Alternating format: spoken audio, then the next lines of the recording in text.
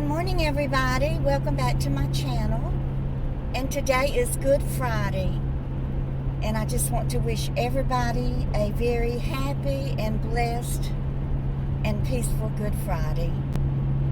This is a wonderful weekend for all of us Christians. We celebrate that our Christ was risen from the dead.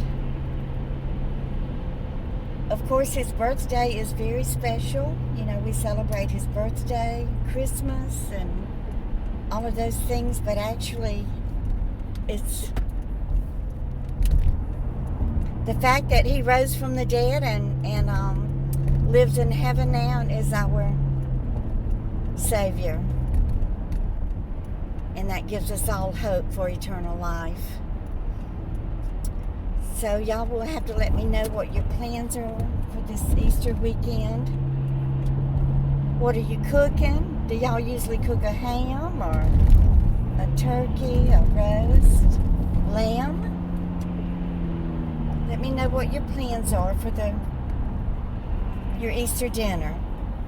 I don't have any plans because I'm going to be babysitting. So I'm just going to go with the flow and see what Jill wants to do.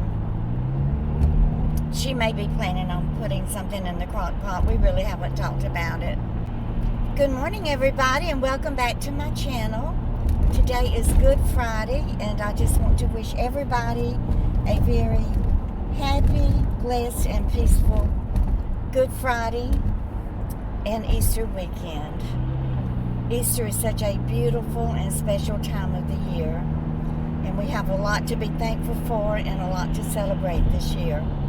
So y'all please leave me some comments and let me know what your plans are for Easter Sunday. And what are you going to be cooking? I always used to cook bake a ham in the oven for Easter and all the fixings that goes along with it.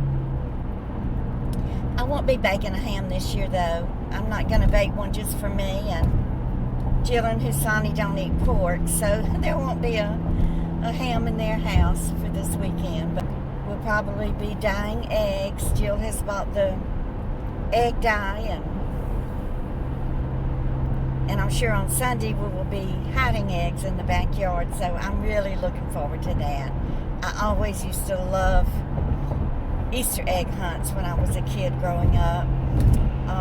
There's a park there in Lumberton. I don't remember if it has a name to it or not, but it's right next to the cemetery. I reckon it's just called Lumberton City Park. And the Lions Club or the Rotary Club or somebody like that, one of those clubs, organizations there in Lumberton would always sponsor an Easter egg hunt, and it would be on Saturday before Easter. So much fun.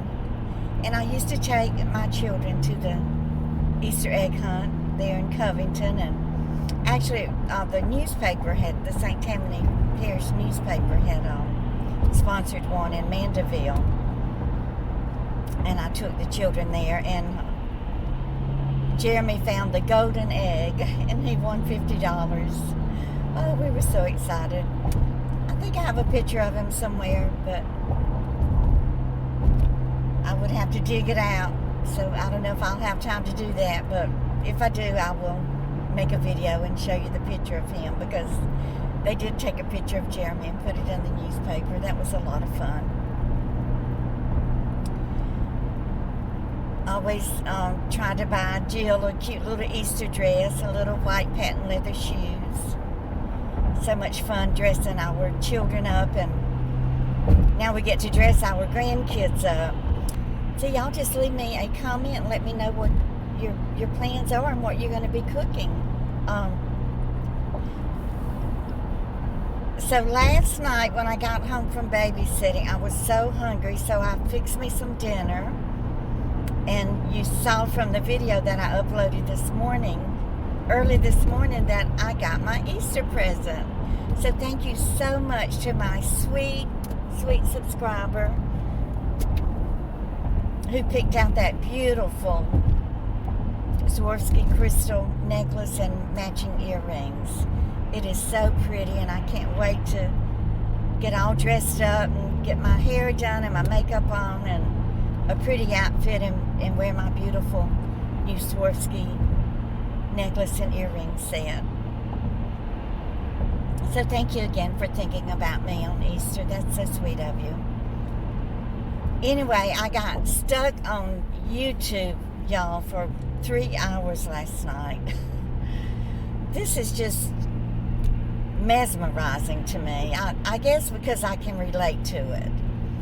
So I started watching this the Johnny Depp trial. Now it is filmed live, in real time on this channel called, I believe it's called Law and Crime. I will leave the link to it in the description box below.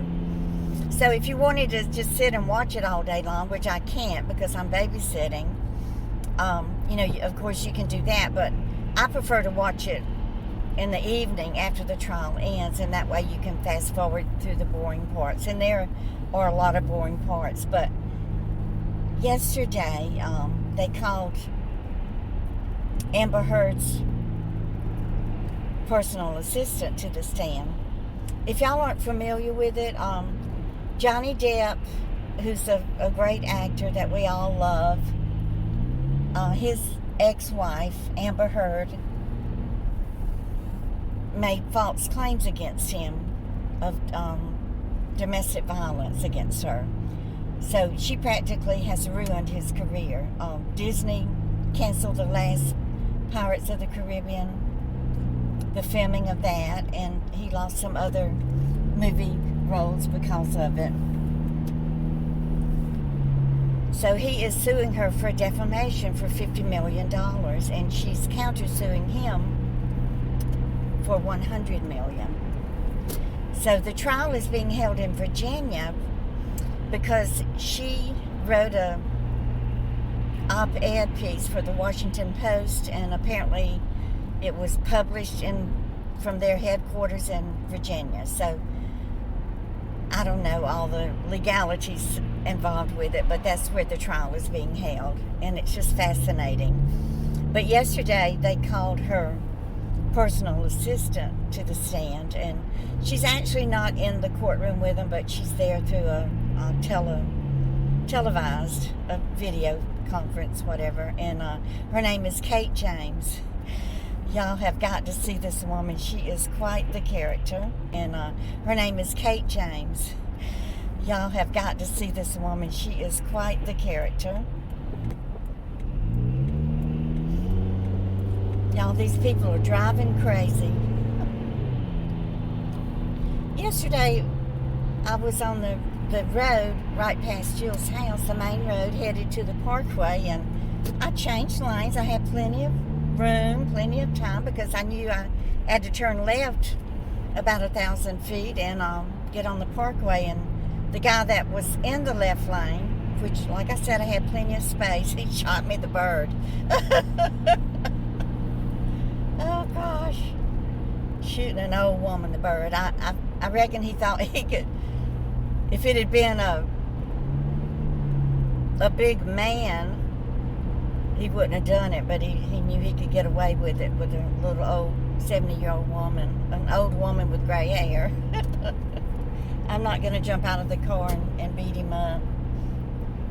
Anyway, this Kate James, who was Amber Heard's personal assistant during the time that she claimed that Johnny Depp abused her.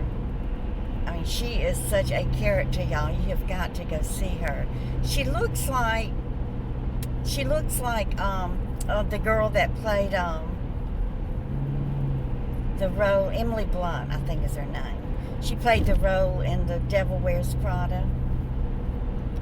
So she looks like her and acts like her too. She's got a very, very dry personality, but she's so funny, and she is a staunch defender of Johnny Depp. But some of the things that she came up with, and some of the questions that the attorneys ask, are just ridiculous, just outlandish and ridiculous. And you know, to me, they were just badgering her. She should have had an attorney there representing her saying, look, this is badgering. They would just ask her the same questions over and over and over, and they would rephrase them and, you know, tweak the words a little bit. And it would still be the same question, but asked in a different way, just trying to mess her up and make her lie. But I could so relate to her, the job that she had as Amber Heard's personal assistant, because the way that she described that Amber mistreated her was the same way that I was mistreated when I worked for Dr. Corruption and The Devil Wife. You know, because when you work for a woman like that and they're paying you, they think they own you. And they just treat you horrible. You know, you have to do everything for them. You have to be there with them at all times. You have to be available at all times of the day. Doesn't matter, you know, just on a whim. It doesn't matter what you're doing, what your plans are. You just have to stop everything and cater to their every whim. And if it's not done right, exactly the way that they want it done, even though sometimes they don't, you know, explain it to you how they want it done. They just surmise that you know how to do it the way that they want it done. And if you don't do it their way, then they fly off the handle. This Devil Wife, I had to iron their clothes, and, you know, she wanted them ironed a certain way. She didn't want creases down the front of her pants.